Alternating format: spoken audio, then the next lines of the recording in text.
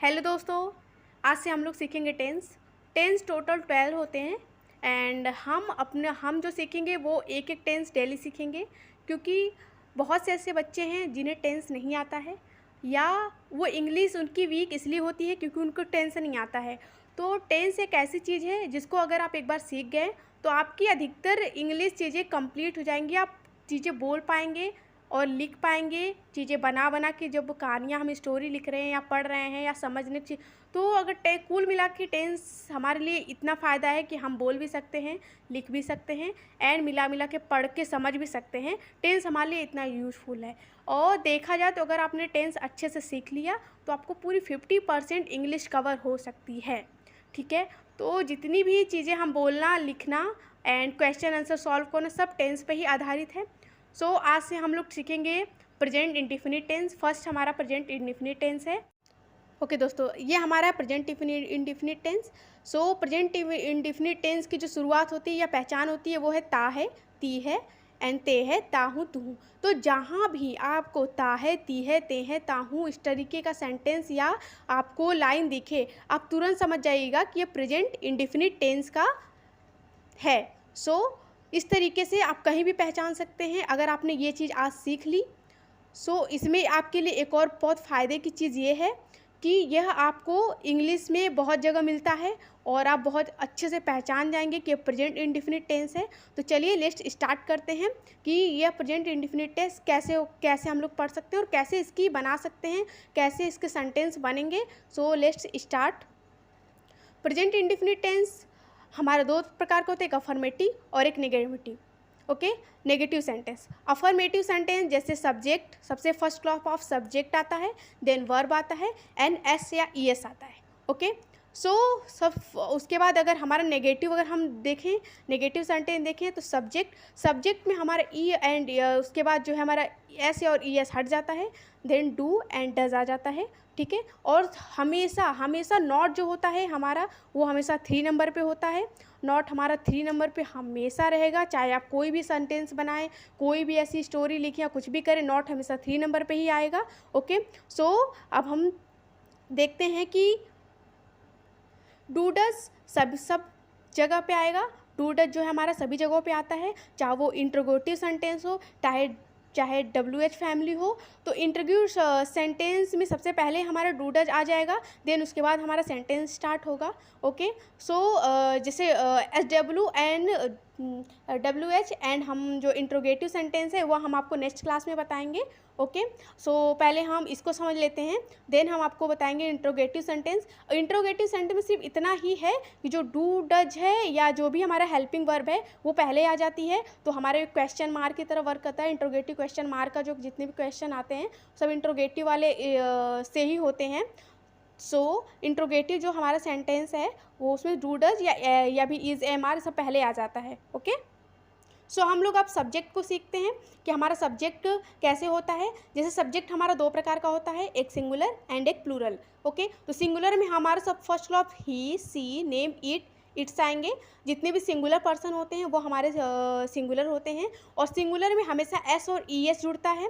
Okay, helping verb में हमेशा S और ई एस जुड़ता है, और जब हम नॉट का यूज करते हैं तो हमारा नॉट के साथ डज यूज हो जाता है। ओके, एंड प्लूरल में हमारा I, we, you, they, I, you, they use होता है, और जिनमें हमारा डू लग जाता है, ई एस हट के डू लग जाता है। ओके, तो हमें ऐसे नहीं समझ में आएगा जब तक हम लोग टेंस को फॉलो नहीं करेंगे, एंड जब तक हम लोग सेंटेंस नहीं बना के फॉलो करेंगे तब तक हमको ये चीज़ नहीं समझ में आएगी। तो मैं इसको क्लियर करने के लिए आपको सेंटेंस जो दिखा रही हूँ आप उसको समझिएगा अच्छे से कि ये किस तरीके से यूज़ हो रहा है।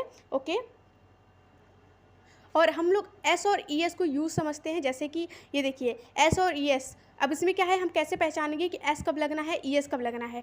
तो एस जो है हमारा, और एस तो हमारा किसी भी पर्सन के साथ लग सकता है, लेकिन ई एस हमारे जैसे एस के साथ, ओ के साथ, जेड के साथ, एक्स का, सी एच, एस एस इसके साथ यूज़ होगा। जैसे कि मैंने एक सेंटेंस लिया है, वह जाता है, तो जैसे यहाँ पे ये सेंटेंस होता है ही गो। ओके, ही गो हमारा जो प्रेजेंट इंडेफिनिट टेंस में होगा ही गोज़, लेकिन ईएस कब पुट करना है, क्योंकि ये देखिए हमारा सिंगुलर है, सिंगुलर के साथ हमारा देखिए गो लग रहा है, लेकिन इसमें ईएस और ईएस भी हम लोग को पुट करना है, तो हम इसमें लगाएंगे गो के साथ हमेशा ईएस लगता है, तो इस ईएस लग जाएगा तो गोज़ हो जाएगा। इस तरीके से इसका यूज होता है। तो ईएस और एस में आप इतना कंफ्यूज मत होइएगा, क्योंकि यह एक नॉर्मल चीज़ है। जब आप सेंटेंस बनाने लगेंगे तो आपको खुद ही समझ में आएगा कि इसका यूज कहाँ कहाँ और कैसे कैसे, कहाँ ईएस लगाना है और कहाँ एस लगाना है। ओके, तो ये आपको क्लियर हो गया। ओके दोस्तों, तो अब हम लोग देखिए यहाँ पे हमने अपना फॉर्मूला पुट कर लिया है। एग्जाम्पल हमारा है, एग्जाम्पल हमारे ये है, हम आपको अभी एग्जाम्पल समझाएंगे किस तरीके से एस और ईएस और नॉट का उपयोग हुआ है, और ये हमारा फॉर्मूला है। जैसे देखिए हमने फॉर्मूला यहाँ पुट रखा है, subject verb plus S E S, और नेगेटिव सेंटेंस ये हमारा अफर्मेटिव है फर्स्ट, एंड ये नेगेटिव है subject to and does not verb. तो यहाँ पे हम आपको पूरा तरीके दिखाए हैं कि नॉट हमेशा थर्ड पर्सन पर यूज़ हुआ है। चलिए देखते हैं हम लोग एग्जाम्पल कैसे यूज होता है। जैसे यहाँ पे मैंने लिखा हिमांशी खेलती है।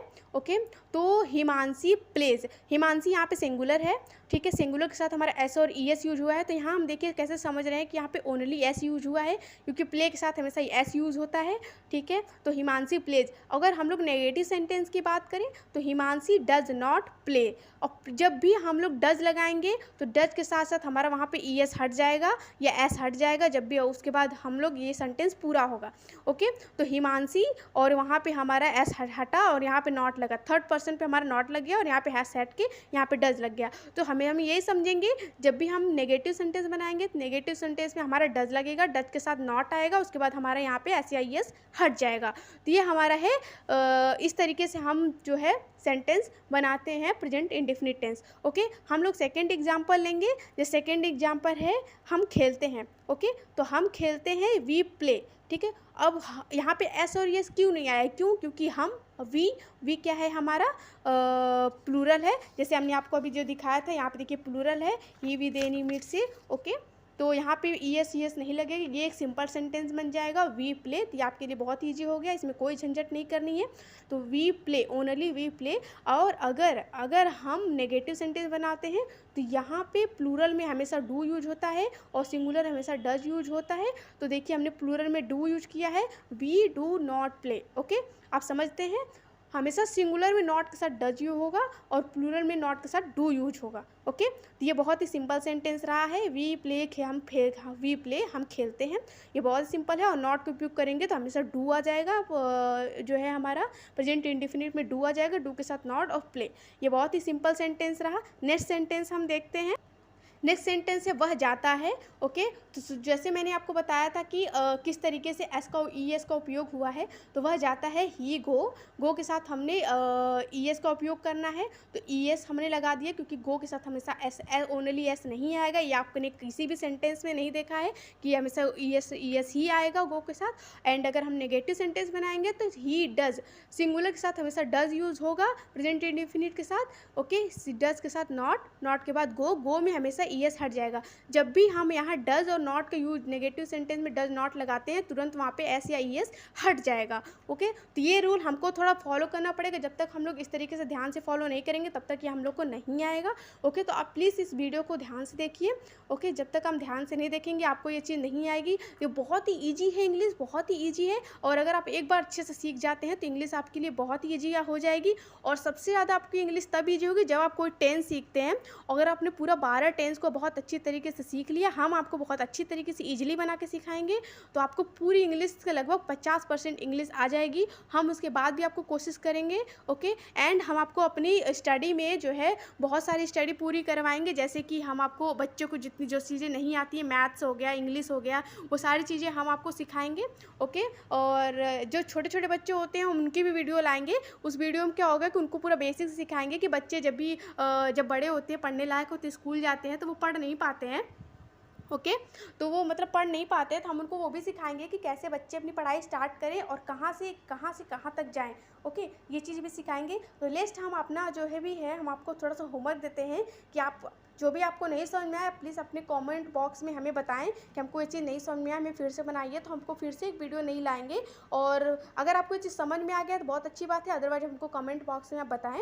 और हम आपको होमवर्क दे रहे हैं तो आप प्लीज़ इस होमवर्क को अपने मेरे कमेंट बॉक्स में लिख के बताएं, क्योंकि आप हमसे ऐसे कांटेक्ट हो नहीं पाएगा हमारा। तो हम आपको कमेंट बॉक्स में आपका होमवर्क चेक करेंगे, और अगर आपका होमवर्क सही रहा तो हम आपको हार्ट देंगे, और नहीं सही रहा तो हम आपको राइट आंसर बताएंगे। सो हम आपको होमवर्क दे रहे हैं जो भी, देखिए ये रहा, आप इस होमवर्क का स्क्रीनशॉट ले लीजिए। Okay okay.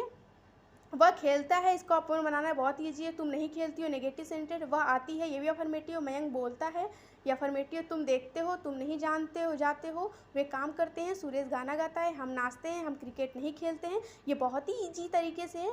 प्लीज़ आप इसको बनाइएगा और बना के हमारे कमेंट बॉक्स में दीजिएगा, हम इसको चेक करेंगे, और अच्छा रहा तो आपको ढेर सारा हार्ट दे देंगे, और अगर नहीं आपको कुछ रॉन्ग रहा तो हम आपको कमेंट बॉक्स में बताएंगे। ओके, तो थैंक यू सो मच दोस्तों पूरी वीडियो देखने के लिए। और हम आपको एक से एक चीज़ें सिखाएंगे, इंग्लिश सिखाएंगे, मैथ सिखाएंगे, जितनी भी हम स्टडी मटेरियल हम आपको प्रोवाइड करेंगे। So please thanks for watching, और देखने के लिए बहुत बहुत धन्यवाद। एंड प्लीज़ हमारे चैनल को सब्सक्राइब कीजिए, एंड लाइक कमेंट शेयर कीजिए अपने दोस्तों को जिनको ये सारी चीज़ें नहीं आती हैं। आप उन्हें बताइए कि इस चैनल में आपको सारी चीज़ें वो सिखाएंगे, इंग्लिश सिखाई जाएंगे, पूरे टेंस सिखाए जाएंगे, ताकि आपको सारी चीज़ें क्लियरली आ जाए। Okay, thank you so much दोस्तों, आप ये अपना होमवर्क पूरे करके ज़रूर लाइएगा।